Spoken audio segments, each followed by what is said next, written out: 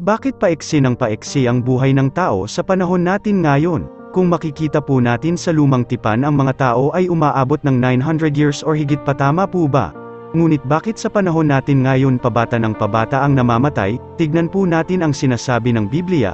Basahin po natin ang Genesis chapter 6 verse 3, sinabi ni Yahweh, "Hindi ko ipapahintulot na mabuhay ng habang panahon ng tao, sapagkat siya'y makalaman. Hindi nalalampas sa 120 taon ang kanyang buhay sa daigdig. Nang dahil sa kasalanan hindi na ipinahintulot ng Diyos na ang tao ay mabuhay ng matagal dahil habang nadaragdagan ang kasalanan nababawasan ang haba ng buhay ng tao." Tignan natin sa Psalm chapter 90 verse 10, "Buhay nami umaabot ng 70 taong singkad, minsan na may 80, kung kami malakas, ngunit buong buhay namin ay puno ng dusa't hirap, pumapanaw pagkatapos dito sa sang maliwanag." Amen. Purihin ang salita ng Diyos. Nang dahil sa kasalanan umiksi na ang buhay ng tao.